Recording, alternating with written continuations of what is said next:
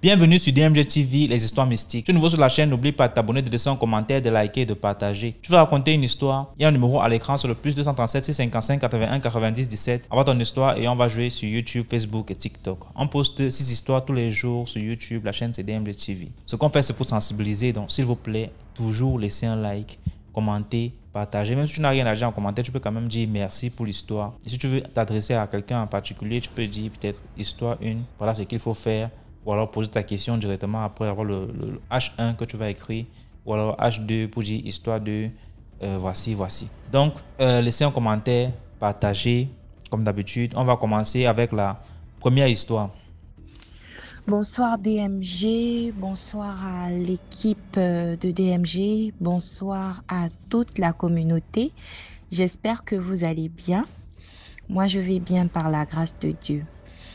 Alors, c'est la 3e fois que je viens ici raconter une histoire et j'ai tellement d'histoires que je pense que je vais faire partie de la communauté des narrateurs parce que j'ai longtemps duré parmi la communauté des simples auditeurs. Et comme certains narrateurs ici, ils ont des surnoms, notamment 2 que j'ai retenus. Donc, il y a Sagesse de Paul, le guerrier de Dieu, qui vraiment prend son temps de nous raconter autant d'histoires qu'il peut, très, très édifiantes. Il y a l'homme de l'ombre, pardon. Il y a aussi une maman là, je pense qu'elle vit dans un pays anglophone et je ne me rappelle pas de son pseudo, je ne sais même pas si elle en donne souvent.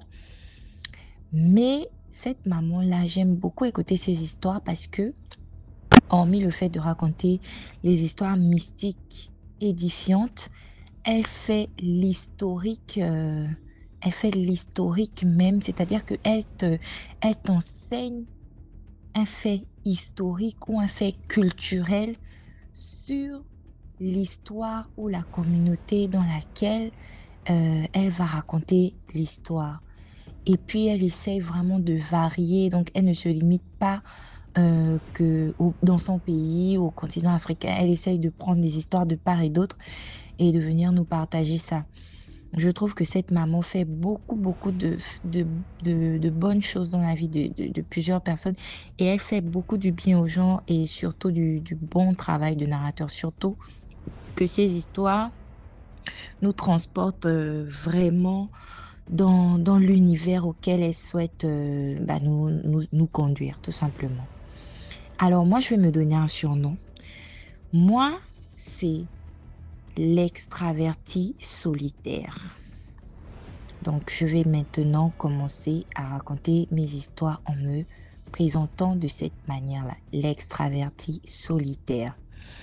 Aujourd'hui, je vais vous conter l'histoire d'un ami qui a vécu une situation assez traumatisante. Pourquoi? Donc, on était là, posé au quartier, tranquille, lui et moi. C'était un ami, on n'est plus amis, on s'est perdu de vue. Et on a commandé à boire. Du coup, moi, j'ai commandé une bière et lui, il a dit il ne prend plus l'alcool. Je lui ai demandé pourquoi. En fait, il m'a expliqué que il ne prend plus l'alcool parce que il sort d'une longue maladie et pour guérir, il a dû faire un lourd travail spirituel. L'histoire, c'est que il avait un ami qui revenait de l'étranger, qui était allé faire ses études dans un pays occidental. Et lorsque son ami est revenu de ce pays-là, il est devenu fou. Donc son ami, on va l'appeler, l'ami en question, je vais l'appeler Serge. Et mon ami, le protagoniste de l'histoire, je vais l'appeler Jean. Donc c'est comme ça que Serge rentre de son voyage de l'Occident où il était allé faire ses études. Fraîchement diplômé, il revient au quartier. En général, bon, l'histoire se déroule au Gabon, hein. Donc, quand les jeunes voyagent ici, en général, les Gabonais reviennent, bon, pas en général, très souvent, les Gabonais reviennent après leurs études à l'étranger pour travailler au pays. Sauf que Serge, lorsqu'il est rentré, il s'avère que il est devenu fou. Serge, tout le quartier en parlait. Comment ça, Serge est parti à l'étranger, il a fait de grandes, grandes études, il est venu avec les doctorats et autres, etc. Mais quelques mois plus tard, après son arrivée, il est fou. Donc, c'est Serge qui est toujours sale et c'était un garçon vraiment très mignon, métis, le métissage mélange blanc et noir. Donc, Serge était métis, un beau garçon, un bel homme. Mais il rentre, ça ne va plus. Il marche avec les habits déchirés. Il demande aux gens les cigarettes au quartier. Euh, il est là, toujours sale, il raconte n'importe quoi. Mais néanmoins, ses amis restaient toujours autour de lui. Même s'il était devenu la risée, on se moquait de lui. Mais ses amis étaient là, ils lui achetaient des bières, des cigarettes, etc. C'est comme ça que Jean, à chaque fois qu'il voyait Serge au bar, il a remarqué que, ah, Serge là, il est fou, mais il a une bague en or et en diamant sur, on appelle ça une chevalière, hein, sur l'annulaire. Donc, il avait toujours sa chevalière. C'est comme ça que Jean s'est dit, bon, qu'est-ce que Serge, un fou comme ça, là, il fait avec cette bague-là? Moi, si je réussis à l'embrouiller, je peux récupérer la bague et la vendre. Donc, un soir, Jean, il emmène Serge boire. Il offre la boisson à Serge. Quand il finit d'offrir la boisson à Serge, Serge est déjà sous. C'est comme ça qu'il demande à Serge que, ah, Serge, tu as une jolie bague, hein? Montre-la-moi un peu. Donc, lorsque Serge prend la bague, il lui dit oui, bon, un peu comme la folie toujours, hein, un machin qui divague un peu. Donc, lorsque Serge prend la bague, il donne à Jean. Jean cache la bague. Jean cache la bague. Serge lui dit que rends-moi ma bague en fait, rends-moi ma bague. Et il dit oh quelle bague, ils vont embrouiller le fou. Il était peut-être 1h du matin quand il a volé la bague de Serge. Serge lui a dit que tu ne veux pas me rendre ma bague une fois, tu ne veux pas me rendre ma bague 2 fois, tu ne veux pas me rendre ma bague 3 fois. Ok, je te maudis. Et c'est comme ça que Serge a fait une incantation au visage de Jean comme ça. Il a raconté une phrase vraiment incompréhensible selon Jean. Donc il a fait cette incantation-là et il a soufflé sur le visage de Jean. Lorsqu'il souffle sur le visage de Jean, Jean s'est dit qu'à laisse-moi celui-là, un fou comme ça, il va m'emmener. Oh, Jean rentre chez lui avec la bague. Il prend la bague, il met dans un bocal. Et il continue sa vie. Même pas 2 semaines, Jean commence à tomber malade. Il tombe malade. Il tombe malade. On l'emmène à l'hôpital, on ne trouve rien. C'est comme ça que ça lui revient que, je pense que c'est peut-être dû à ce que celui-là m'a fait. Parce que le fait de m'avoir maudit n'était peut-être pas anodin. Donc, il a cherché maintenant Serge dans tout le quartier qui va rendre la bague de Serge. C'est comme ça que il cherche Serge dans tout le quartier. On ne trouve pas Serge. Personne ne voit plus Serge au quartier. Il part chercher Serge, chez lui. On lui dit que, mais Serge, il est retourné en Occident. Comment ça? Malade, il ne fait que maigrir, ça ne va pas dans son corps. Jusqu'à il a failli mourir à l'hôpital, on ne trouve rien.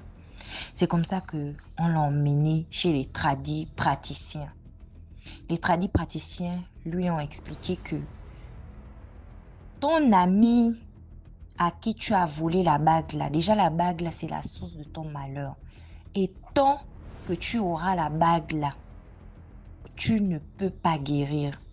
Déjà, il faut lui rendre sa bague. Si tu ne peux pas lui rendre sa bague, nous, on peut t'initier pour que tu puisses maintenant faire un retour à l'envoyeur dans le monde spirituel. C'est comme ça que Jean a dit que, le problème là, c'est moi qui ai cherché le problème. Donc, je ne veux pas rentrer dans la sorcellerie. Donc, il a refusé l'initiation et il s'est retrouvé à l'église. Il a fait des travaux spirituels sur travaux spirituels. Et après, un moment, il a commencé à se sentir mieux. Et il a duré dans cette maladie là peut-être pendant 1 an.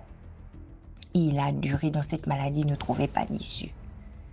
Et c'est comme ça qu'un jour, quand ça commençait à aller mieux, il revoit Serge revenir au quartier, tout beau, tout propre. Après, il dit que, Serge, tu m'as fait quoi comme ça? Serge lui dit que je t'ai bien dit de me rendre ma bague. Tu as refusé. Ma bague, et rends-moi ma bague. C'est comme ça qu'il a dit, oh, excuse-moi. Il est parti chercher la bague. Il a remis la bague à Serge.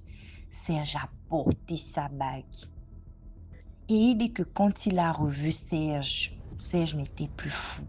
Serge avait maintenant une grosse voiture. Il était maintenant beau, propre. Il avait le travail.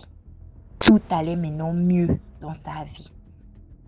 Donc, c'est comme ça que, après, il a fini par comprendre. Je ne sais pas si ce sont les prophètes qui lui ont expliqué. En tout cas, d'une manière ou d'une autre, il a fini par comprendre que Serge n'était pas fou. Serge était rentré dans une secte occultiste. Je ne sais pas comment dire ça. En tout cas, une secte ésotérique. Je ne maîtrise pas les termes de ces choses-là. Et là-bas, en fait, l'état de folie qu'il traversait, c'était juste une phase initiatique qui devait l'enseigner, lui, comment dire ça, de comprendre comment les gens se comportent avec toi quand ils pensent que tu as touché le fond. Et c'est une manière, en fait, pour eux de décrédibiliser la race humaine, en fait. Vraiment, c'est Serge, en fait, il a vu l'état dans lequel les gens lui auraient traité s'il avait vraiment été dans cette situation-là. Et ça a constitué son élévation spirituelle. Et quand il a fait ça, il fallait maintenant qu'il jette le sort à quelqu'un d'autre pour tester son pouvoir. Donc Jean avait juste été utilisé spirituellement comme cobaye parce que après avoir fait cette phase-là, il fallait qu'il teste maintenant son pouvoir et ensuite qu'il retourne là-bas, là où le pays, là où il était, finaliser l'initiation. Et quand il est revenu, il avait terminé son initiation. Du coup, la moralité de l'histoire, c'est que déjà, faut pas voler, de 1. De 2, les gens qui sont fous là, qui font la folie parfois là, faites très attention. Il y a des gens qui font des rituels et ils passent par là. Et vous pensez que non, il a perdu la boule, il délire, etc. Alors qu'il est en pleine initiation spirituelle. Donc, ne jouez pas avec eux. Prenez vos distances. Parce qu'un fou n'est pas censé être là avec les gens. Vraiment, il y a un genre de malade mental là, mais vraiment, c'est pas pour dénigrer, hein, c'est une vraie pathologie. Mais quand quelqu'un fait semblant, vous pouvez quand même détecter parce qu'il est toujours là, il fait comme s'il racontait n'importe quoi, alors que c'est juste pour jouer avec le mental des autres. Donc sur ce, merci beaucoup et désolée d'avoir été longue. Je vous souhaite une excellente journée ou une excellente soirée selon là où vous m'écoutez. Bye et à bientôt. Merci.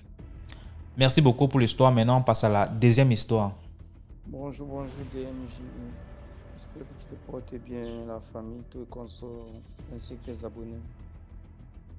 Bon, si j'étais cru aujourd'hui, c'est pour te raconter une histoire qui m'a apparu il y a de cela. Bon, ça fait pas.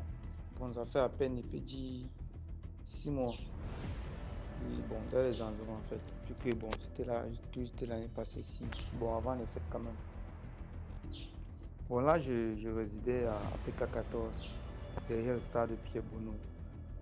Bon, je suis déjà le genre de personne, déjà quand je te tamponne en route, bon, on ne se connaît pas. Tu dis peut-être que au petit, ramasse ce que tu me donnes directement, j'agis.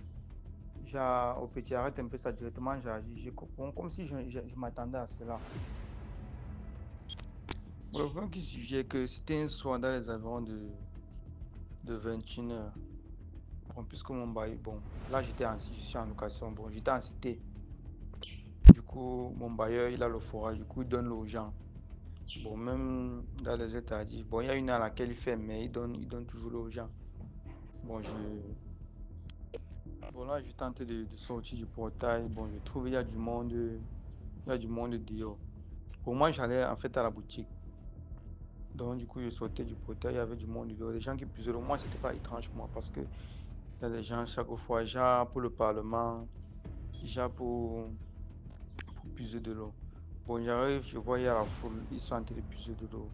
Pour moi, je les traverse, il y a une grand-mère qui dit que mon fils, aide-moi à me charger avec mon eau. Bon, j'ai porté son eau, j'ai voulu la charger avec. J'ai dit que on pas une fois, je vous accompagne. Bon, c'est pas moi qui ai proposé ça. Il a dit que, pardon, mieux tu m'accompagnes avec moi. Parce que quand il a voulu la charger, il a dit que je veux même porter.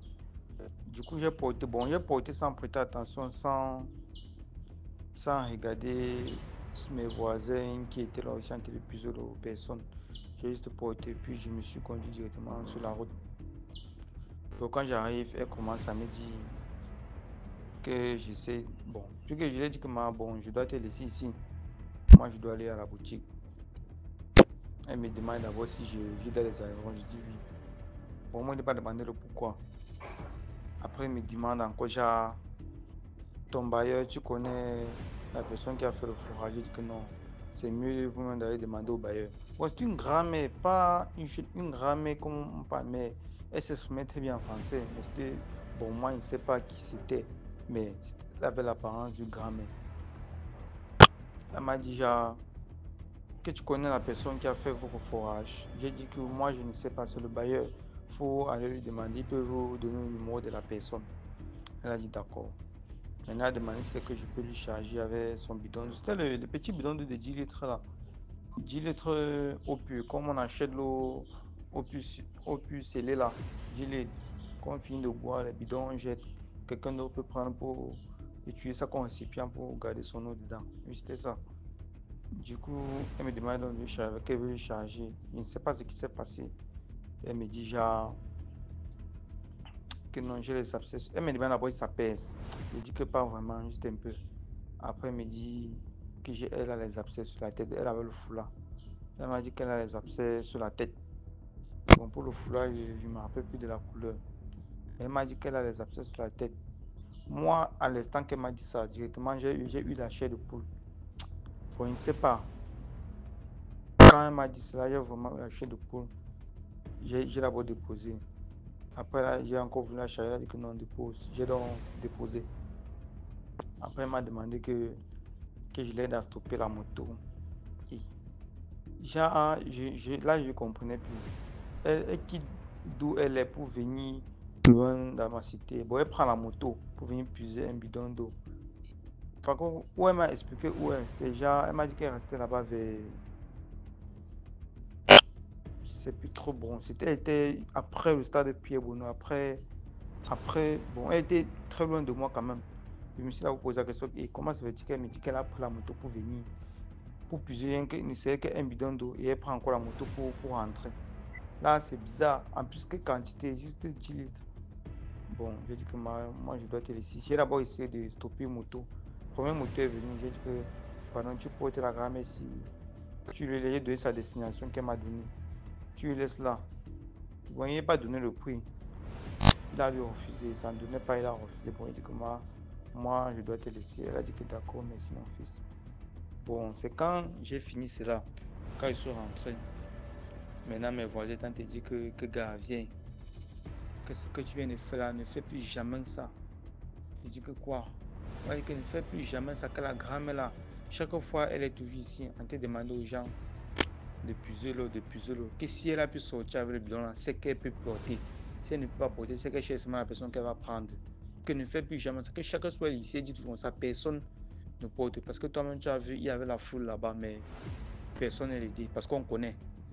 Toi, tu as pris. Moi, je ne sais pas pourquoi, avec toi, directement, ça a marché. La mère m'a demandé de beaucoup prier. Bon, puisque j'étais à la maison avec l'enfant, j'ai une petite fille, je suis à la maison avec l'enfant. Bon, l'enfant de ma soeur, en fait, je la prends comme ma fille. Puisque je suis dans une chambre, je suis en location, donc du coup, j'ai grandi avec elle. Bon, depuis qu'elle est encore bébé, toute la nuit. Bon, depuis que la femme m'a dit ce soir, il va à la maison. Bon, je n'ai en parlé à personne. Depuis que je suis en location avec ma soeur et l'enfant, bon, je n'en parle à personne. J'ai mangé mon jus, comme les bamines que le font toujours. Donc, du coup, j'ai mangé mon jus pour me protéger, j'ai médité, je me suis lavé, mais même le set dans l'eau. J'ai médité.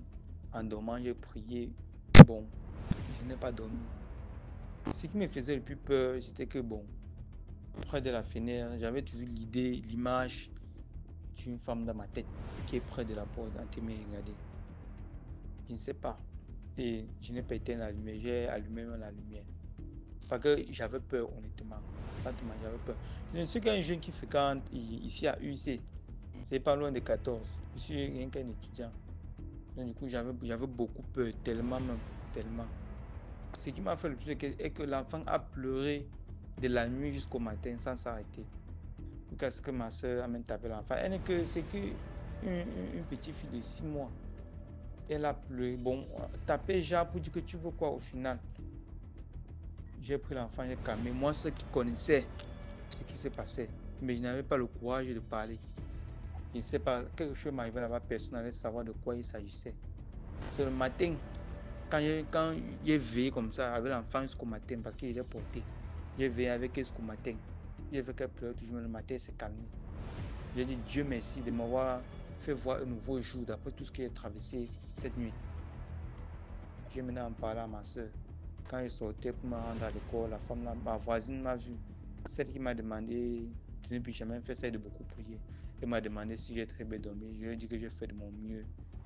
Elle a dit que non, que ne fais plus jamais ça. Je te comprends, mais ne fais plus jamais. Ne fais plus jamais là. Puisque la voisine elle-même, elle a un robinet. Mais elle a un robinet qu'elle vend l'eau. Que la femme elle est venue pour acheter, elle a refusé. Elle a refusé. Donc DMG, c'est un peu ce que j'aimerais partager avec toi et tes abonnés. Sans te mentir, le débat aussi est beaucoup mauvais. Beaucoup même. Ça s'est passé toute l'année-ci, 2024. Avant, il peut dire vers novembre, comme ça. Ça n'a pas duré. Car... Bon, merci beaucoup, merci beaucoup. Merci beaucoup pour l'histoire. Maintenant, on passe à la troisième histoire. Ok, bonjour DMG TV. Oui, en fait, l'histoire que je viens te raconter est une histoire que moi-même j'ai personnellement vécue, dont j'étais la victime dans l'histoire. Et jusqu'aujourd'hui, quand j'y pense même encore souvent, j'ai de la chair de poule. En fait, pour moi, c'est aussi déjà d'abord pour lancer un appel, sensibiliser les uns et les autres sur l'importance de la prière. Bien que je ne sois pas très d'accord avec le fait que l'Église, telle que le colon nous l'enseigne, c'est pour nous dominer. Mais peu importe la manière dont tu pries, que tu sois catholique, musulman ou pentecôtiste, le plus important, c'est de prier un Dieu, même si tu es animiste. Tant que tu respectes la morale et la vertu, je suis sûr que ta prière sera écoutée. En fait, voici donc mon histoire. J'étais encore lycéen à cette époque, je crois que je devais être élève en classe de terminale, si je ne me trompe pas, dans la ville de Bétois, au Cameroun. Voici, j'ai un oncle qui vient, je ne vais pas trop donner les détails sur les personnes, bien sûr. J'ai un oncle qui vient me proposer donc une affaire. Il me dit, bon, voici, je veux que tu m'accompagnes, qu'on fasse un voyage, ce sera aller-retour. on assiste à une formation et puis on nous remet des dons et un peu d'argent pour la participation. Les dons qu'on va remettre, toi tu me remets les dons puisque le secteur d'activité dans lequel on va remettre les dons, tu n'y es pas concerné. J'ai juste inscrit une structure comme ça dont tu seras le représentant. Mais pour ce qui est de l'argent, tu gardes de l'argent. Et puis je vais encore certainement te motiver après cela. Je dis ok, voilà, un aller-retour, un samedi, c'est du pointage, qu'un élève de terminale comme moi voit comme du pain béni. On fait le voyage, je suis avec mon oncle et la copine à mon oncle. Nous arrivons dans la ville d'Abomban parce que c'était de ce côté-là que nous allions pour la formation. Nous sommes arrivés, on nous a fait comprendre que les choses vont démarrer avec un peu de retard, que nous soyons patients. Nous avons tourné dans la ville. Lorsque nous sommes revenus à l'heure indiquée, ils nous ont fait comprendre que bon, dû à un certain retard au niveau de la logistique, la formation ne pourrait plus avoir lieu le jour J. Donc c'est le lendemain. On va démarrer tôt pour finir à temps. Et qu'ils mettaient à la disposition de tous les participants des fonds pour que chacun puisse se trouver un logement pour la nuit et de quoi manger. Je dis ok, vu que moi je suis venu avec mon oncle, c'est lui qui décaisse pour nous. Voilà, maintenant on va, lui et sa copine, ils prennent une chambre dans un hôtel. Je préfère taire le nom de l'hôtel, hein. Ils prennent une chambre dans un hôtel juste à la place, juste derrière la tribune de la place des fêtes d'Abomban en face de la sous-préfecture. Ils prennent une chambre là-bas. Et je tiens à rappeler que l'hôtel appartenait, sans toutefois être tribaliste et stigmatiser une tribu comme ça. Je tiens à rappeler que c'est après investigation que j'avais su que l'hôtel appartenait à un Bamileke. Donc, c'était juste une parenthèse comme ça. Voilà donc, sa copine et lui ont pris une chambre moderne où ils ont décidé de passer la nuit. Maintenant, comme c'était un peu coûteux là-bas, il fallait qu'on trouve un truc un peu moins coûteux pour moi au niveau du centre-ville. Lorsque nous allons donc au centre-ville, sa copine, lui et moi, nous commençons à fouiller. On marche un peu. Après, elle dit qu'elle se sent pas bien, elle est fatiguée. Elle n'a plus envie de marcher pour chercher ça. Mais on retourne, on cherche un truc un peu moins cher, donc un truc bon marché dans le même hôtel où elle loge avec mon oncle. Mon oncle cédant aux caprices de sa femme. On fait donc demi-tour, on rentre à l'hôtel. Il appelle le réceptionniste et il lui fait la proposition. Il lui demande cela. Vous allez m'excuser, j'ai un peu la voix. Il lui demande donc cela. Et puis donc, le réceptionniste dit oui, bon, il y a un autre compartiment là-bas. Et de ce côté-là, on peut trouver une chambre bon marché, très moins cher là. C'est donc comme ça qu'on va de ce côté. On me trouve une chambre. Déjà, quand j'y allais pour déposer mon sac, la première des choses qui a frappé mon attention, c'est que de ce côté, c'était un peu comme des appartements, non? Donc, des appartements. La seule chambre qui était là, c'était la mienne. Et elle donnait tout près des toilettes externes. Et la chambre n'avait pas de toilettes à l'intérieur. Donc, il fallait que j'utilise les toilettes externes. Et donc, comme ça, je me rends compte que tous les autres appartements sont là. Il y a des babouches à l'intérieur. Mais c'est calme. C'est d'un calme de cimetière. Comme s'il n'y a personne. Comme s'il n'y a aucun occupant. Mais tu vois, c'est là comme si des gens y vivent. Je dis, certainement dans la nuit, ce sera beaucoup plus mouvementé de ce côté-là. Ok, au moment où ils sont venus me chercher pour qu'on aille manger, il devait être 21h. On a fini de manger. Nous sommes revenus à l'hôtel. Il allait se coucher avec sa femme et moi j'ai pris la direction de ma chambre. J'étais tellement épuisé et j'ai pas l'habitude de dormir avec la lumière allumée, mais tellement j'étais épuisé, j'ai fermé la porte. Déjà d'abord en entrant, j'ai remarqué que dans la cour, tous les autres appartements avec de la lumière, donc comment dire, les lampes étaient allumées à l'intérieur, mais il n'y avait aucun signe de vie, aucun mouvement, aucun bruit. C'était tellement calme. J'ai dit, c'est même une bonne chose, ça va faire en sorte que je passe une bonne nuit, surtout avec la fatigue du voyage. C'est comme ça que je vais Je me couche sur le lit. J'ai pas l'habitude de dormir avec la lumière, comme je disais. Je me suis couché, j'ai laissé les pieds au sol. Juste en disant même que j'irais me laver autour de 22 heures, puisque j'étais épuisé. Je me suis couché là. Et le sommeil m'a emporté. À minuit, bon, j'ai su qu'il était minuit après le bruit. Un bruit soudain venant de la porte. Tout doudou, comme si quelqu'un frappait, il voulait entrer me trouver à l'intérieur.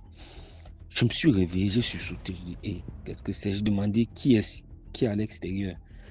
Aucune réponse, aucun bruit, rien. J'ai regardé l'heure, il était minuit, j'ai dit, ah, il s'est fait tard, je n'irai plus me laver. Je vais m'endormir. Jusque-là, toujours, j'ai pas éteint la lumière, je ne sais pas pourquoi. Parce que j'aime pas dormir avec la lumière. Je me couche, je m'endors. Lorsque le sommeil veut me prendre pratiquement 45 minutes, 1 heure de temps après, le même bruit soudain reprend. Bien que je suis sourd, je reste maintenant assis sur le lit. Le bruit, bien que je sois éveillé, persiste au niveau de la porte. Ça va au niveau de la fenêtre. Après, ça va dans le plafond. Je me dis, ah, certainement, ce sont les lézards qui sont en train de courir dans le plafond et de marcher sur le toit. Pourtant, ce n'était pas le cas. Je m'endors. Le bruit persiste. Je sens comment la chose vient en train de me retrouver. Je dis, hey, qu'est-ce qui se passe ici? Un cœur me dit, sors. Je dis, non. Et si je sors, je trouve la chose qui me dérange à l'extérieur. Qu'est-ce que je fais? Puisque du côté où j'étais, c'était tellement isolé. Il y avait tout un autre portail qu'il fallait que je traverse pour me retrouver de l'autre côté du compartiment où il y avait les chambres modernes, là où mon oncle et sa copine séjournaient. Donc j'ai dit non, la route est longue et il s'est fait tard. Je ne suis pas sûr de trouver le portail ouvert. Donc, mais je reste et je prie. Je sors donc, j'ouvre mon sac à dos avec lequel je voyageais. À l'époque, je marchais toujours avec un chapelet. Je sors le chapelet que j'avais à l'intérieur, je me mets à l'égrener tout en priant. Bien que je sois en train de prier, le bruit persiste. À un moment donné, je suis assis sur le lit. Je sens comme quelqu'un est près de moi et est en train de me pousser. Donc, du genre, on dit, recule un peu là-bas, c'est serré ici. Tout de me pousser de part et d'autre, du côté gauche comme du côté droit. Je dis, mais c'est quelle histoire ça? Je prends le téléphone. À l'époque, c'était les Bip Me. Je veux envoyer les Bip Me, je me rends compte que j'ai épuisé tous les Bip Me que j'avais dans le téléphone au long de la journée. Je me mets donc à réfléchir. Je fais comment pour informer mon oncle? Rien. Il n'y avait pas encore cette possibilité de prêter le crédit, quoi que ce soit d'autre là. Je suis donc là. Je réfléchis. Et je prie. Le bruit est toujours là et persistant. À un moment donné, le sommeil essaye de m'emporter dans la prière. Et dans la prière, j'ai fait un songe. Donc dans mon sommeil, je fais un songe où je suis assis et il y a un groupe de personnes qui forment un cercle tout autour de moi. Ce groupe de personnes, je reconnais beaucoup de personnes parmi les membres de ma famille. Et la majorité étaient toutes des personnes décédées, les membres de ma famille, tous les membres de la famille chère que nous avons perdus, qui étaient tout autour de moi, en train de prier, de chanter les louanges et de me dire, prie, continue de prier. Ne t'arrête pas de prier, continue de prier. Prie, vas-y. C'est ainsi que je prie, le bruit persiste. Je me réveille. Je continue dans la prière. À un moment donné, je sens comment quelqu'un commence à vouloir me pousser avec les mains. À vouloir pousser pour dire que recule. J'ai prié durant toute cette nuit jusqu'à ce que le matin m'a trouvé. Et quand le matin est arrivé, lorsque je suis sorti, la première des choses, lorsque j'ai rencontré mon oncle, quand il m'a regardé, il m'a dit, mais t'as pas dormi de la nuit, qu'est-ce qui s'est passé? Puisque j'avais les yeux enflés et complètement rouges.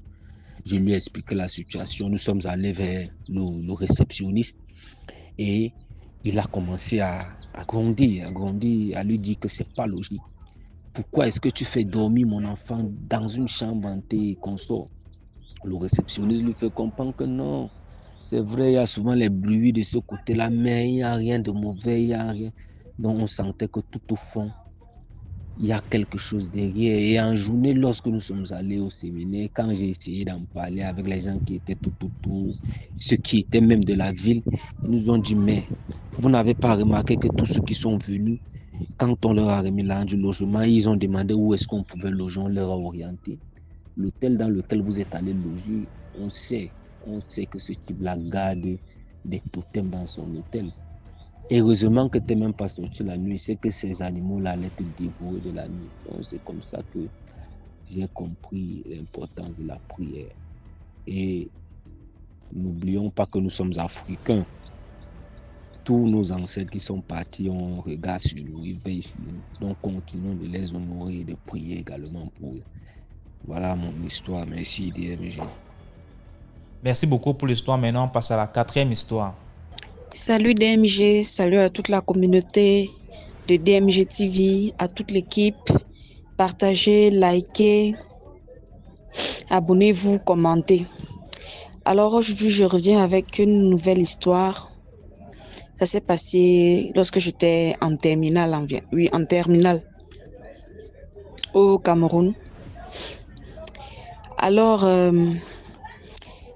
on était, comme on dit là, en sureffectif. Puis, nous étions en sureffectif dans ma classe. On était la seule terminale littéraire de l'établissement, en tout cas terminale allemande. Et parmi nous, il y avait certains camarades qui avaient les moyens et tout ça. Pas du genre, il y avait deux ou trois qui aimaient bien faire montrer aux gens que non, ils ont les moyens, ils ont de l'argent. Il y avait d'autres qui étaient des bobos dans l'anonymat. Donc, on ne savait pas qu'ils avaient des moyens. C'est ceux qui étaient proches d'eux qui disaient que non, ceux-ci ont l'argent, le parent de tel en a et tout et tout. Donc, c'était comme ça.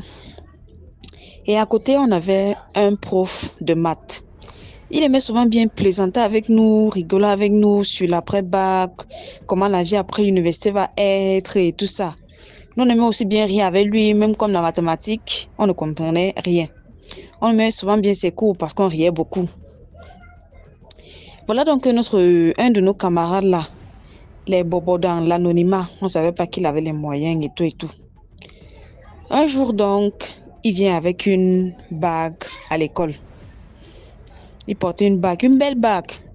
Dans les lycées publics, normalement, au Cameroun, on interdit, il y a toute une série d'objets qu'on refuse dans les lycées, que ce soit les pulls verts, les bracelets, les montres. Même si ce sont les montres, on ne veut pas trop les montres bling quoi. Donc il y avait toute une série d'objets qui étaient interdits. Mais les élèves, on avait souvent pour habitude de porter ça une fois en classe. Et lorsqu'un surveillant entre, on enlève, on cache. Dans ce jour-là, notre camarade est venu avec une montre. Non, une bague, autant pour moi, une bague. Une bague avec une pierre rouge dessus. Nous, on a vu ça de façon ordinaire que, ce sont les garçons, parce qu'à l'époque, ce qui chauffait, c'était les garçons qui aimaient le nyanga. Pas du genre homosexuel, non, pas du tout ça. Juste qu'ils aimaient bien s'entretenir, tenus toujours bien lisses, bien repassés, les cheveux avec les petites vaguelettes, ils se coiffent, ils laissent un peu pour faire les petites vaguelettes là. Et puis les éponges dans les poches arrière du sac à dos pour essuyer la chaussure, pour qu'il n'y ait pas poussière, pour qu'il n'y ait pas la boue et tout. Donc c'était un peu ce genre d'époque là, les garçons aimaient un peu le nyanga et tout. Donc il avait lu sa jolie bague au doigt. On ne portait pas nous trop attention. On voyait que c'est juste une bague. Parce qu'ils aiment souvent bien les bracelets. Ils aiment porter les bracelets avec les boules. C'était à l'époque là, ça chauffait. Voilà donc, il porte sa bague. Tout va bien, on fait cours, la journée passe. Le lendemain, on avait cours de maths. Ce gars-là, ce camarade-là, en fait, il faisait partie du groupe des élèves, pour ne pas plus ou moins populaires de la classe. Et plus ou moins du secteur. Donc, il était parmi les élèves un peu populaires. Il aime bien faire le désordre, mais quand il faut faire l'école, il se concentre quand même. Donc, dans la classe, il était un peu populaire et tout ça. Donc, il était un peu populaire dans la classe, quoi. Donc, je disais, on avait cours de maths le lendemain. Le prof de maths est venu, toujours à rigoler avec nous. D'un seul coup, il a interpellé l'élève, demandé que c'est quelle bague là-bas. Je ne me rappelle plus trop ce que l'élève a répondu. Il a dit un truc du genre, ou il a dit si c'était la bague de quelqu'un, ou il a dit si c'était sa propre bague, je ne me rappelle plus. Mais je me souviens que l'enseignant l'a grondé, enlève la bague là. Enlève la bague là. Il était là, il voulait toujours faire genre, les gars du Shabbat là, ils sont toujours comme ça. Il fait toujours faire un peu son petit désordre là. On dit que enlève la bague là. Il faut enlever la bague là, arrête ce que tu fais là. Il faut pas porter certaines choses n'importe comment, il faut arrêter ce que tu es en train de faire là. Non, là, ça m'a regardé comme ça. Moi, naïve de mon été, je comprenais que c'est quoi. Moi, je comprenais ce qui se passe. Comme moi, je n'étais pas encore trop dans les choses obscures. Je ne savais pas ce qui se passait. Donc, c'est passé comme ça. Il n'est plus jamais revenu avec la bague à l'école. Mais il y avait certains parmi là qui l'interrogeaient quand même du regard que Gaïa quoi et tout ça. Mais il n'est plus jamais revenu avec la bague à l'école et l'enseignant n'a plus jamais évoqué le sujet. C'est plus tard qu'on m'a dit que notre prof de maths là était en fait un pasteur. Que là où il est là, il est pasteur, il est enseignant, mais il est également pasteur. Là, que compris que peut-être qu'il a vu quelque chose qui clochait. Moi, toujours naïve de mon état, moi j'ai fini par oublier cette histoire-là et puis il en a continué tranquillement. Chacun a eu son examen, les autres ont échoué et puis on s'est séparés les routes. Moi, ça m'est passé outre, mais quand je me rappelle de ça, je me dis que mince, donc je vivais même à côté du danger. Dans la salle de classe, j'étais à côté du danger, je n'étais pas au courant. Le gars portait ses bijoux à l'école et tout et tout. Donc c'est juste pour dire que quand on est au milieu des gens, tout ça, peut-être les connaissances, on est peut-être dans les fêtes et tout. Il faut vraiment faire attention à certaines choses. Il était là avec sa bague, je ne sais pas s'il était conscient de ce qu'il faisait, ou s'il n'était pas conscient, mais j'étais tellement proche de lui à cette époque-là, genre proche physiquement, on n'était pas amis et tout ça. Genre ça, il était assis dans mes alentours, dans mon périmètre, quoi. Donc il faut vraiment faire attention quand il y a les trucs. Soyons vigilants, surtout l'affaire de que prête-moi un peu ton bracelet, prête-moi un peu ton miroir, prête-moi un peu ton ci, prête-moi un peu ton ça. Soyons vraiment vigilants. Parce que même le stylo, là, on peut utiliser le stylo là pour vous faire du mal. Donc, soyons vraiment vigilants. C'était ça pour ma petite histoire. DMG. Merci beaucoup pour l'histoire. Maintenant, on passe à la 5e histoire. Donc, bonjour la famille. Là, je viens vous parler de l'histoire avec mon ex. Vous savez, je pense que toutes les jeunes filles ont dû connaître des déceptions amoureuses avec des hommes de leur âge. Et moi, j'en ai connu tellement que j'en pouvais plus. Et dans les travaux que je faisais, je travaillais dans le protocole et je suis tombée sur un monsieur. À la base, il ne m'intéressait pas. C'est son ami qui s'intéressait à ma copine. Voilà. Donc, j'étais polie, courtoise avec lui et nous étions là, nous travaillons. Et donc, du coup, quand son ami demande le numéro de téléphone de ma copine et qu'elle accepte de lui donner le numéro, ben moi, en fait, je me retrouve obligée de donner à l'autre mon numéro parce qu'il insistait, il disait, ben, écoute, mais donne-moi aussi ton numéro, comme ça, si la copine n'est pas joignable, comme vous êtes tout le temps ensemble, je pourrais la joindre à travers toi. Donc, l'autre, il profite, dit, ben voilà, donne-moi ton numéro. Parce que à la base, c'était des gens, on avait fait un sitting dans un endroit et c'était des gens qu'on avait vus pendant près d'un mois. On les croisait souvent, ils étaient là pour des affaires, nous on était là pour notre travail. Et une fois, il avait eu un problème avec son téléphone. Non, il n'avait pas eu un problème avec son téléphone. J'avais la sonnerie de mon téléphone, vous voyez, à l'époque où on s'envoyait les sonneries par Bluetooth ou infrarouge. Il aimait la sonnerie de mon téléphone. Je crois que les gens vont se souvenir qu'il y avait une sonnerie où la vache faisait meuh, ou une autre sonnerie où le bébé rigolait. Voilà. Donc, il va me demander la sonnerie de la vache qui fait meuh. Je vais la lui donner. Et chaque fois qu'on se voyait, c'était bonjour, ça va et tout. Lui, il venait travailler au call center. Donc, on se croise et tout. Bah, du coup, il demande mon numéro et voilà, de temps en temps, donc il voyage parce que c'est un étranger. De temps en temps, il envoie des messages, salut, ça va et tout. Ah, bonjour, ça va, ça va. Et comme il savait que je faisais des études de droit, parfois il appelait pour demander un conseil juridique et tout. Et on a commencé à converser tout naturellement. Ce qui est passé de salut, ça va, ouais, excuse-moi, j'ai besoin d'un conseil. C'est passé à des conversations de 5 minutes, 10 minutes, 30, 1 heure, et puis voilà. Les choses se sont faites naturellement. On ne s'est pas vu pendant plusieurs mois. avant qu'il vienne. Et donc, quand il revient, il me dit, ah ben, écoute, je suis revenu. Est-ce que on peut pas se voir, histoire de prendre un pot? Je dis d'accord. Donc on va, on prend un pot, on discute et tout. Mais il était beaucoup plus vieux que moi, quoi. Donc on prend un pot, on discute, il essaie de savoir un peu ce que je fais et tout. Il voit que je poursuis mes études, mais en même temps je travaille. Donc il me dit, ok, c'est bien pour une jeune fille de ton âge, ça va, tu te débrouilles.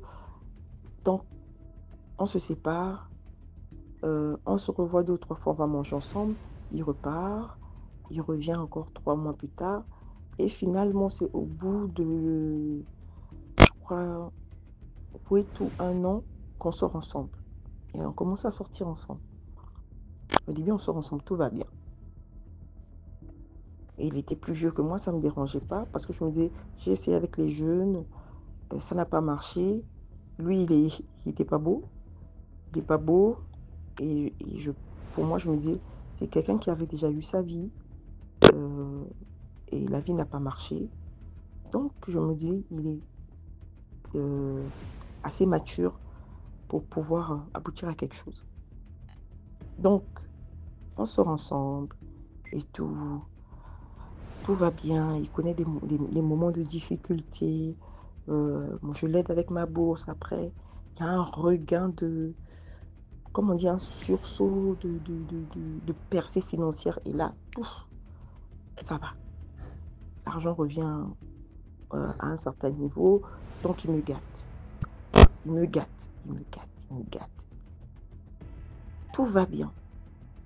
Jusqu'au moment où je me rends compte qu'il commence à me parler de moi, en fait. Oui, toi, tu as un don. Toi, tu as ceci. Toi, ton œil ouvert. Toi, tu es une sorcière. Je dis, comment ça, je suis une sorcière? Je dis, si, moi, je ne peux pas être une sorcière. Si moi, je suis une sorcière, c'est que toi, tu es un sorcier. Parce que je lui disais souvent des trucs qui arrivaient. Il me dit, toi, tu es une sorcière, c'est parce que tu ne sais pas. Parce que tu ne sais pas encore utiliser ton 3e œil. Je dis, mais de quoi tu me parles? Et on était ensemble. Vous savez, un couple, des fois, c'est normal d'avoir des relations, mais on n'avait parfois pas de relations intimes pendant longtemps. Mais on ne se séparait pas parce qu'on était tellement habitués. Nous avons passé 5 ans ensemble. Donc, ça n'allait pas. Après, j'ai découvert qu'il avait d'autres copines, mais ça avait commencé à me déranger parce que toutes ces filles-là, c'était des versions de moi. On pouvait nous mettre là, tout ensemble. On avait l'impression qu'on était toutes issues de la même mère et du même père, ou alors qu'on était cousines. On se ressemblait à tous les points. Il y avait peut-être celle qui avait plus de forme, moi j'étais la plus mince, mais on se ressemblait. Ça faisait que lui-même, des fois, dans ses fichiers, se perdait. Il croyait que c'était moi, mais alors que c'était l'autre. Vous voyez? Et quand il nous achetait des trucs, on avait quasiment la même chose. Et moi, du coup, énervée, je lui dis, mais si tu me trompes et que tu fais ça, pourquoi on ne se quitte pas? Il me dit, non, moi je tiens à toi, nanani, nanana. Il créait toujours des raisons. Que non, c'est parce que tu crois. Je dis, mais les preuves sont évidentes. Les preuves sont évidentes. Donc ça faisait qu'on ne se touchait plus. Parce que avec celle qui est avec les autres, je ne sais pas ce qu'il faisait, mais avec moi, je me rendais compte que je commençais à tomber malade. C'est-à-dire que s'il me donne de l'argent, parce qu'il voyageait beaucoup, s'il me donne de l'argent, il voyage, derrière lui, je suis malade. Je vais être malade, mais quand je vous dis que je suis malade, hein. C'est que je suis dans le lit, je ne vais pas bien, je perds du poids, je vais faire des examens. Je vais aller à l'hôpital, on ne voit rien. On m'a trouvé des maladies que... Mais j'étais tellement étonnée. Mais quand tu fais comment ça s'appelle? Tu fais des contre-expertises, on se rend compte qu'il n'y a rien. Il n'y a rien. Et moi, j'ai commencé à m'interroger. Quand je veux faire quelque chose de bien avec cet argent, ça n'aboutit pas. Mais quand Je mets l'argent de côté. Quand il me donne, je mets de côté, je ne touche pas. Là, il m'appelle. Ça va? Oui. Ah, toi, tu es tout le temps malade comme ça là. Là, tu n'es pas malade, tu te sens bien. Je dis, je vais bien. Tu es sûr? Parce que tu n'es pas malade. Je dis, non, je ne suis pas malade. Tu es sûr que tu n'es pas malade? Je ne suis pas malade. Ok. Mais dès que j'utilise cet argent, paf, je retombe malade. Donc, ça m'a tiqué. Et une fois, je suis avec lui, on voyage et tout ça. On est là. Je dors dans la nuit. On me dit, va, ouvre tel tiroir. Il y a telle chose que tu vas voir. Et là, tout ce qu'on m'avait dit dans le rêve, que ouvre tel tiroir, tu vas voir des photos d'une fille qui s'appelle telle. Ouvre l'armoire, tu vas trouver. Et donc, quand je me réveille, il me dit, tu fais quoi? J'ai dit, on m'a dit cette nuit de fouiller les tiroirs. Et quand je fouille, je tombe sur les photos d'une femme. Je dis, ça c'est quoi? Il essaie de baguer, je dis, je n'ai pas le temps. Et là, il me voit, je commence à fouiller les placards. Il me dit, à quoi? J'ai dit, on m'a demandé de fouiller les placards.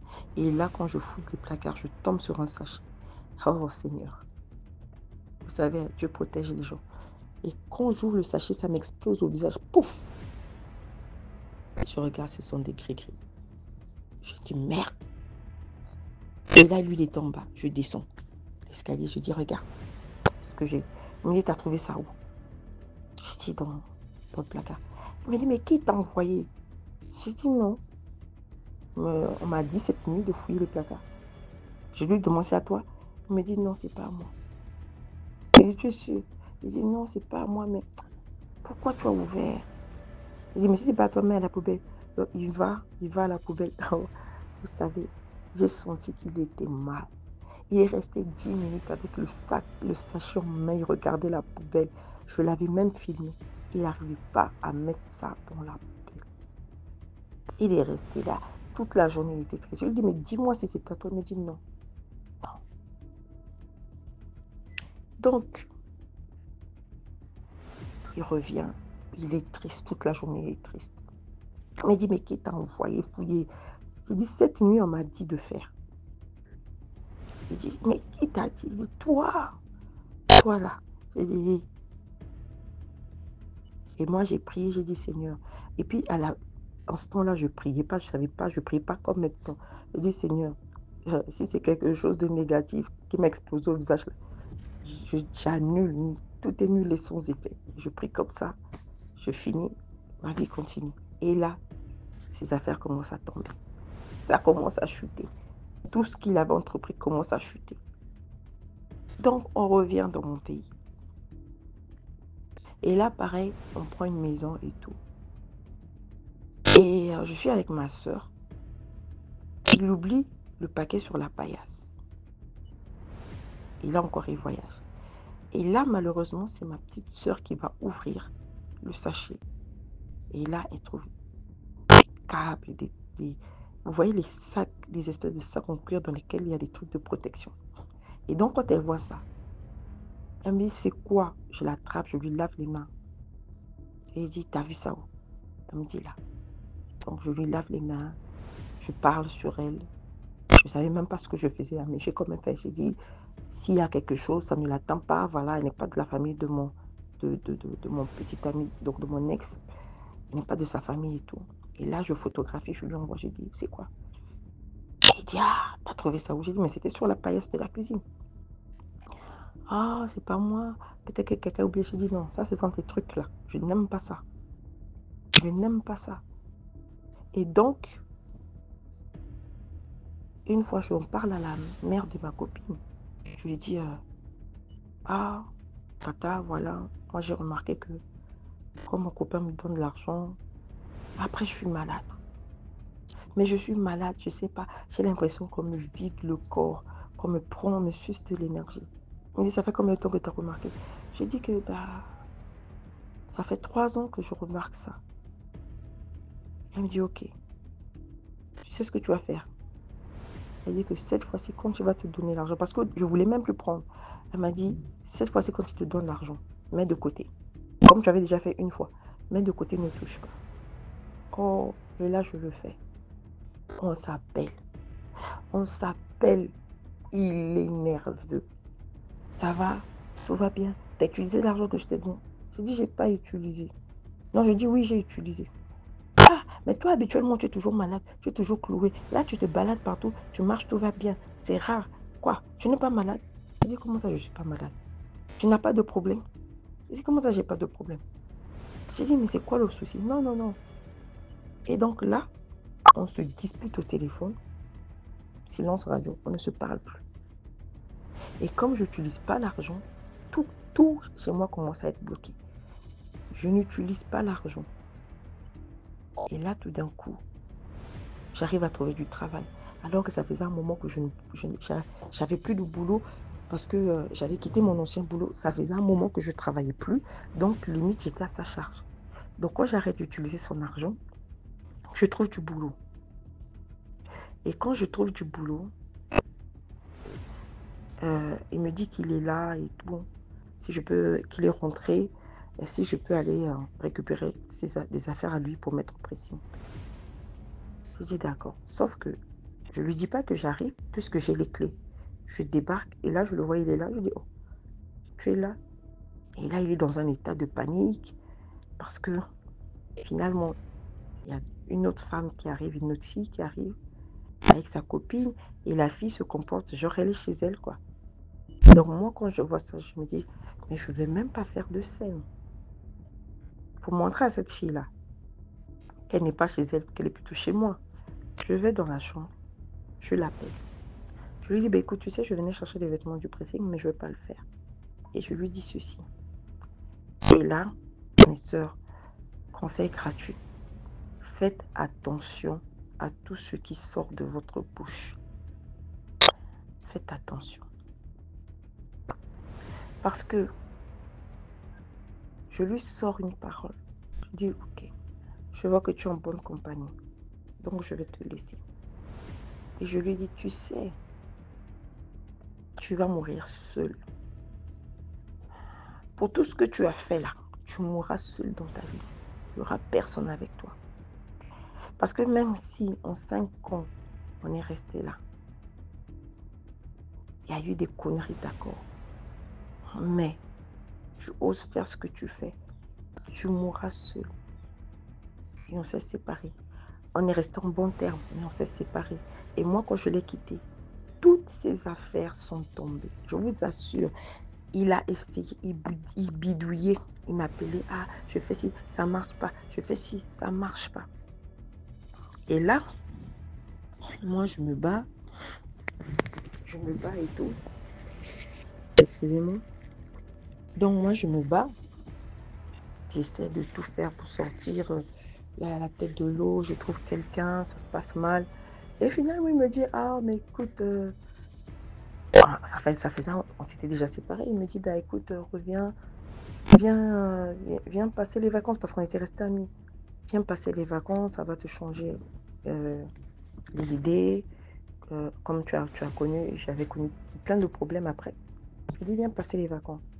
Donc, quand je le rejoins dans le pays. Et là, je me rends compte que la maison, c'est une maison que je connaissais très bien. On a vidé les meubles. Je dis, mais qu'est-ce qui se passe? Il me dit, bah écoute, on est en train de faire les travaux, donc limite, on va dormir dans la même chambre. Il me dit, ou bien tu as peur? J'ai dit, bah écoute, on a fait 5 ans ensemble. Donc, même si on dort dans le même lit, ça ne me dérange pas. Donc, on ne se touche pas. Je dis, oh, t'inquiète. Et là, dans la nuit, je le vois, les yeux ouverts, crispé. Il parlait pas. Il était là, pétrifié. Il était pétrifié. Donc moi, je me réveille. Je dis, c'est quoi ça? Il était pétrifié. Je le réveille. Je lui dis, réveille-toi. Il est là, Sa voix venait de loin. C'est comme s'il avait déjà quitté son corps. Donc il avait les mains crispées. Et cette nuit-là, non, je l'ai vu. En fait, il était en train de mourir. Donc, je le réveille, je l'appelle. Il se réveille. Il revient lui. J'ai dit, c'est quoi ça? Il me dit, non, je faisais un cauchemar. J'ai dit, le cauchemar, c'était quoi? Parce que moi, en fait, pourquoi je me réveille? C'est une voix qui me dit, réveille-toi, tout de suite. Et donc, quand je me réveille, je le vois. Je dis, c'est quoi ça? Et là, il m'explique qu'il a vu une forme qui venait, un être tout blanc qui venait le chercher. Et en fait, cet être-là l'avait déjà pris et il sortait. Et moi, je l'ai rattrapé. Donc, je l'ai rattrapé. En fait, le fait de l'avoir touché, il me dit que c'est comme si j'avais une force qui a ramené son âme dans son corps. J'ai dit, pardon. Et là, je commence à prier. Il me dit, non, c'est bon, t'inquiète pas, viens dormir. J'ai dit, non, je prie jusqu'au matin. Je prie. Il était 3 heures du matin.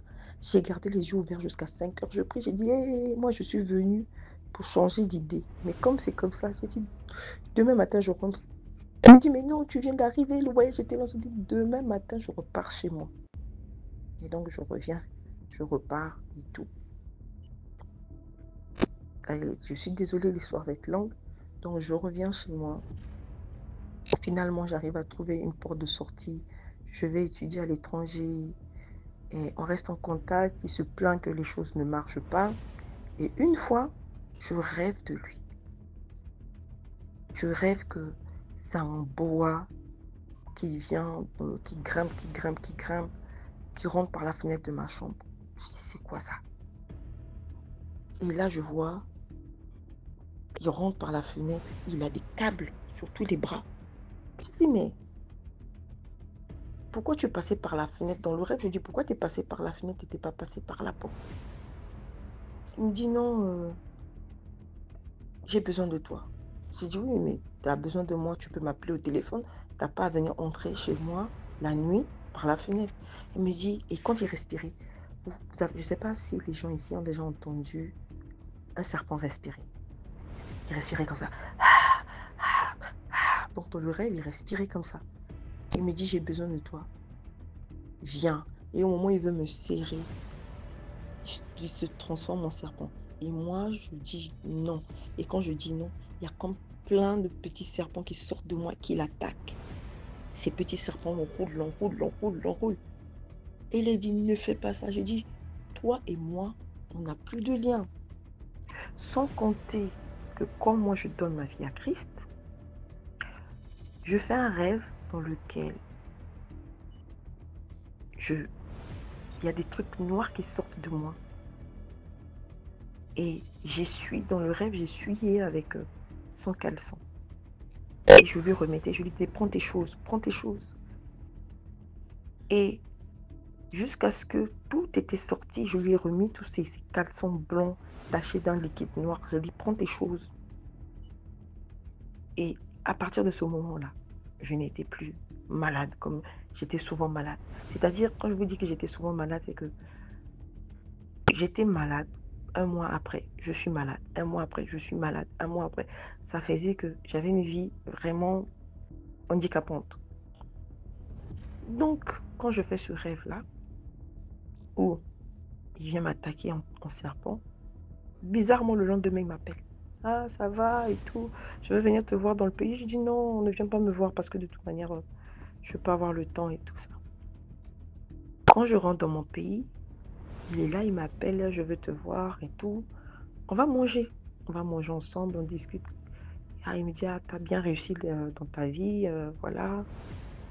Tu vois, comme quoi, quand je te disais que ton troisième œil qui est ouvert là, voilà, tu as évolué. Donc, on discutait. Et là, il me fait la proposition de qu'on se remette ensemble. J'ai dit, jamais. Il dit, non, il faut qu'on se remette ensemble. Parce qu'au moins, je sais qu'avec toi, si on fait un enfant, cet enfant-là, tu vas bien l'éduquer, il sera intelligent. Et puis, c'est pas comme si tu et moi, on ne se connaissait pas. Ça fait plus de 10 ans qu'on se connaît. J'ai dit, non. J'ai dit, je veux pas. Je veux plus. J'ai dit, écoute, j'ai eu du mal à me débarrasser de toi. On est amis, mais il dit, t'es sûr? Et là, il tousse. Il tousse. Je dis, mais tu as quoi? Il me dit, ah, j'ai attrapé froid en France. Il dit, fais-toi soigner, mon gars. Il part. Et il revient 3 mois après, 2 mois après, il revient. On se voit. Il me dit, ah, ce serait bien quand même que tu voyages, que tu viennes me voir. J'ai dit, on verra, on verra. Il dit, mais ma proposition, je dis, mais quelle proposition? Il dit, mais celle que je t'avais faite, où on devait se remettre ensemble pour faire un enfant. J'ai dit, je veux pas. Il dit, je veux pas. Je ne veux pas. Et il dit, d'accord. Donc, il repart là où il résidait. Et on s'écrit. Il me dit, il est toujours malade, qu'il a le palu, que ça le dérange. Je dis, ah, soigne-toi. Donc, un soir, à 18h, je vois qu'il est connecté sur WhatsApp. Je le vois. Je vois qu'il est connecté sur WhatsApp. Et là, je me dis, je vais pas lui envoyer un message. Je me dis, je vais pas lui envoyer un message parce qu'il parle beaucoup. Et il me dit, c'est déjà le soir, il va parler longtemps et j'ai pas envie de lui parler. Le lendemain, je lui envoie un message, il me répond pas. Je dis, ok.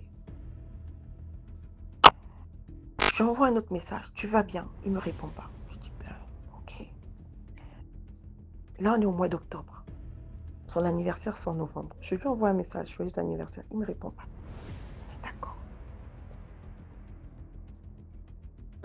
À Noël, j'envoie Merry Christmas et tout ça. Il répond pas. Je fais où? C'est quoi ça? Et là, au mois de février, mon frère me dit, et mon frère vient me voir et me dit, ah, ça va, ça va. Il dit, mais toi, tu m'avais jamais dit que ton ami il était décédé. Je dis, pardon? Je dis, de quel ami tu parles? Il dit, mais ton ami là, ton ex. Je dis, il n'est pas décédé. Je dis, oh, on s'est parlé il n'y a pas si longtemps que ça. Et là, quand tu lui dis, on s'est parlé il n'y a pas si longtemps que ça, en fait, avant que mon frère me dise, ton ami est décédé, je commençais à voir des phénomènes paranormaux chez moi. Les fenêtres qui étaient ouvertes sont fermées, les fenêtres qui sont fermées sont ouvertes, des claquements de portes, des pas. Et donc, il me dit, ton ami, il est décédé. Je dis, non, pardon. Je dis, non, c'est pas possible. Il me dit, si, c'est pas sous info. Je dis, non. Oh. Je vais sur Google. Je tape son nom et j'apprends qu'il est décédé. Il est décédé seul dans la maison. Comme je lui avais dit, tu mourras seul. Toi, tu mourras seul et on viendra trouver ton cadavre. C'est comme ça qu'il est mort. C'est le gardien qui a retrouvé son cadavre le lendemain. Vous savez, c'est vrai que malgré tout le côté mystique que j'ai connu avec lui, on s'entendait bien. On s'entendait bien, on blaguait beaucoup. Et il m'a hanté, hein. Il m'a hanté pendant longtemps. J'ai dû mettre du sel un moment. Je l'ai pleuré longtemps. Et puis un moment, je lui ai dit, tu sais,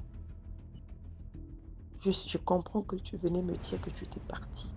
Parce que quand je regarde la date de sa mort, c'était le soir où je l'avais vu connecté sur WhatsApp. Donc si je lui avais écrit, on se serait parlé une dernière fois. Je ne sais pas ce qui aurait pu se passer. Je me dis que c'est Dieu qui a voulu que ce soit ainsi. Donc, le soir où on s'est parlé, il est mort dans la nuit. Le soir, pardon, où je l'ai vu connecté, il est mort dans la nuit, dans cette nuit-là. Vous savez, il m'a hanté et j'ai dû lui parler. J'ai dit, ok, tu m'as hanté parce que tu voulais me dire que tu étais parti, sauf que je n'avais pas compris que c'était toi. En fait, chaque fois que je lui envoyais un message, c'est parce qu'il était là. Et donc, je lui dis, maintenant que je sais que tu es parti, tu peux partir en paix. C'est là où je rêve de lui qui vient me dire, s'il te plaît, interviens pour moi. Je suis dans un endroit, je ne suis pas à l'aise. Je dis, mais tu n'es pas à l'aise. commence à me dire que vraiment, je suis pas à l'aise là où je suis. Je suis dans un endroit qui n'est pas bien et tout. Je suis pas en paix. Il dit, mais tu es mort, moi je peux rien faire. Il me dit, si tu as le pouvoir de le faire. Je dis, mais non. Il dit, mais si, toi tu as ce pouvoir-là. Et je me dis, je me réveille, je prie, je dis, c'est quelle histoire ça? Et quelques semaines après, je rêve encore de lui, mais cette fois-ci, je suis dans un autre monde où il y a des dauphins. Et là, je suis avec quelqu'un et on l'installe dans une maison plus confortable. Et je lui dis, bon, voilà, tu as cette maison. Je lui dis, maintenant que tu as cette maison. Il dit, ah, merci, tu vois. Et dans le rêve, il me dit, tu vois, je t'avais dit que tu as la capacité de me déplacer. Je dis, oui, mais je dis, tu sais que d'ici, tu peux entendre les autres, mais tu ne peux pas les côtoyer, tu ne peux pas les voir. Il me dit, oui. Je dis, d'accord. Et là, pendant que je l'installe dans cette maison, on se dit au revoir. Et j'entends ma grand-mère dire, mais ça, c'est pas tel. Et je lui dis, ah, je ne pourrais pas arriver où tu es, je suis pressée. Je suis juste venue installer quelqu'un. Il faut que je reparte. Quand je me suis réveillée, j'ai été vidée de mon énergie. Vraiment vidée de mon énergie. Et depuis ce jour-là, il ne m'a plus jamais hantée. Il ne m'a plus hantée. C'est que des fois, oui, je rêve de lui qui vient me dire, est-ce que tu peux passer un message à mes enfants ou est-ce que tu peux régler ça pour moi? Je lui ai dit non, tu es mort. Ce que tu aurais pu régler, tu ne l'as pas fait. Et je ne vais pas continuer à te parler parce qu'il faut que tu te reposes, en paix. Voilà, l'histoire va être longue, DMG. Je ne sais pas comment tu vas la placer, mais je tenais à raconter cette histoire. Faites attention à ce que vous déclarez. Et puis si vous avez un doute quelconque sur votre partenaire, des doutes comme quoi on utilise votre étoile ou qu'on vous fait des choses, c'est mieux, vous partez et faites des bains de purification. Moi, on ne m'a pas lavé. C'était une autodélivrance en fait. Je faisais des jeûnes et prières, je faisais des déclarations et tout ce que je déclarais, dans les songes, je voyais comment j'étais purifiée et dans la réalité, je voyais aussi l'impact que ça avait. À bientôt, soyez bénis. Merci beaucoup pour l'histoire. Maintenant, on passe à la 6e histoire. Bonjour DMG TV. Tout d'abord, je veux te féliciter pour l'initiative que tu as prise pour passer les témoignages des faits sociaux bouleversants qui édifient aussi les gens, qui nous apprend à faire attention sur la vie et sur le monde qui nous entoure. Donc moi, je suis Monsieur Kofi, je t'envoie mon message depuis le Congo-Brazzaville. Je vais t'expliquer ce que mon neveu a vécu. Il y a à peine 2 semaines de cela ici au Congo-Brazzaville, dans la ville économique. Mon neveu, il a 24 ans. Il est dans des stages au niveau des sociétés pour le compte de l'Union européenne. Donc lui, il a eu à fréquenter avec une fille de 24 ans quand ils étaient au lycée. Et cette fille, aujourd'hui, se sont retrouvés ici à Pointe-Noire et ils sont dans le même quartier. Donc cette fille était sortie un soir, donc il y a 2 semaines, elle est sortie pour aller prendre un pot avec ses copines dans une boîte de nuit UP de Pointe-Noire, qui se trouve dans le quartier qu'on appelle Mawata. C'est un quartier qui est tellement bouillant et tellement chaud. Donc cette fille s'est retrouvée dans cette boîte de nuit. Elle était en train de boire avec ses copines jusqu'à une certaine heure, 0 heure par là. Et elle tombe sur un monsieur. Ce monsieur-là lui dit, il faut que tu es belle, tu me plais beaucoup, il faut qu'on aille avec toi. En tout cas, moi, j'ai besoin de toi ce soir. Je te paye 150 000 francs. La fille dit, waouh, ça c'est super, c'est une aubaine. C'est super, donc je vais me retrouver. Il dit, vous voulez quoi? C'est juste un coup. Ok, un coup. Et paf, elle dit, d'accord, il n'y a pas de problème, ça m'arrange. Et les 2 copines sont rentrées, elle est restée avec le monsieur. Et en partant avec le monsieur dans la voiture, ils sont dirigés dans un quartier qui était au moins à 10 km de là où il était, qu'on appelle Mont-Okamba, donc vers les cimetières. Et ce quartier-là, il y a beaucoup de maisons, il y a beaucoup de population là-bas et tout. Et le monsieur lui dit en partant que non, moi, dès qu'on arrive à la maison, je ne veux pas te faire l'amour, mais je veux plutôt juste que tu te déshabilles, tu te mettes sur le lit et que je fasse caca sur toi, sur ton ventre. Elle a dit, ok, il n'y a pas de problème. Bon, si c'est ça, c'est rapide, c'est rapide. Et ils sont partis. Au bout de 45 minutes de route, ils arrivent dans le domicile du monsieur, à Mont-Okamba. Et arrivé là-bas, il y avait un gardien et le monsieur habitait seul. Le monsieur lui dit, bon, écoute, ma chérie, mets-toi à l'aise. Moi, je vais dans la chambre, je vais directement me laver et puis je prends une douche et puis je te viens. Elle a dit, bon, d'accord, bon, donnez-moi quelques minutes, je vais fumer dehors, juste pour avoir un peu du courage, que mon esprit monte un peu et tout ça. Le monsieur dit, il n'y a pas de souci. Elle sort, elle se met à réfléchir, elle dit, oh, il va faire caca sur moi, sur mon ventre, et après, il me donne 150 000. Et déjà, en passant, le monsieur lui avait fait tenir 20 000 francs, il dit, ça, c'est d'abord pour ton transport. Elle a pris les 20 000, elle l'a mis dans son sac. Elle était dehors, elle a pris la cigarette et s'est mise à fumer. Elle dit, ah, je vais prendre 150 000 francs, juste le gars, il va faire juste caca sur mon ventre. Et je suis nu. Non, son esprit a tourné. Elle s'est dit, non, il faut que je sorte d'ici. C'est là où elle voit le gardien. Elle dit au gardien, bon, tiens-moi d'abord les 10 000 francs là, tu peux d'abord utiliser, demain tu te déplaces avec. Je veux juste aller fumer hors de la parcelle. Le gardien dit, mais pourquoi tu vas fumer hors de la parcelle? Tu es là dans la cour. Il dit, non, je fume dehors. Le gardien, ok, d'accord, je voyais ce 10 000, il a mis dans la poche. Il ouvre le portail. C'est cette manière que cette fille maintenant prend la fuite. Et en prenant la fuite, elle voit les chauffeurs de tuk-tuk qui le croisent en cours de route. Il dit, mademoiselle, vous allez où tout ça? Il faisait déjà 1h du matin. Elle explique au chauffeur, le chauffeur dit, mais tiens, mais toi tu as la chance. Mais sûrement que le monsieur en chiant sur toi, c'était une pratique occulte, tu devais mourir. Pas par la suite, pas par le même jour, mais par après. Il dit, mais tu fais comment? Non, non, mais j'habite dans un quartier qui est encore à 12 km d'ici, donc vraiment, accompagne-moi. Déjà en courant, elle avait fait tomber les 10 000 qui restaient. Donc elle n'avait plus d'argent. Et il se retrouve, elle dit, bon, mais moi, je fais comment? Elle dit au monsieur, accompagne-moi, je veux trouver, j'ai mon pote là-bas de l'école qui est là-bas, qui peut te payer à ma place. Le monsieur dit, non, non, non, moi, je pars pas là-bas. Parce que si je sors avec toi tout de suite, je vais avec toi, le monsieur peut nous rattraper et me faire du mal. Je ne veux rien savoir. Donc, soit tu viens dormir avec moi, je suis avec mon frère, et le matin, 5h, je te raccompagne. Et c'est ce qui s'est passé. La fille est allée dormir chez le garçon, le chauffeur de tuk-tuk, avec son frère. Et à 5h du matin, le chauffeur de tuk-tuk l'a redéposé maintenant dans le quartier, à 12 km de là où elle se trouvait. Et c'est là où elle appelle mon neveu. Non, mais Zaba, viens, réveille-toi. Viens payer d'abord, viens payer. Elle dit, oh, le neveu dit, mais il y a qui m'appelle à 5h du matin comme ça, hors de la parcelle? Et il sort au balcon, il voit comme ça. C'est la frangine. Il dit, ah, mais tu fais quoi à cette heure-ci dehors et tout? Non, viens vraiment, il pleurait, j'ai failli mourir. Le gars, il descend, mon neveu descend, il dit, mais paye d'abord le chauffeur de tuk-tuk. Le gars, il dit, oh, paye-lui 3 000. Le petit donne les 3 000. Et après, le chauffeur part et commence à expliquer à mon neveu. Mon neveu dit, bah tu vois, tu as failli mourir pour 150 000 francs. Au lieu de continuer à vendre tes yaourts, ton bissap, tu vas chercher à avoir 150 000 d'un seul coup.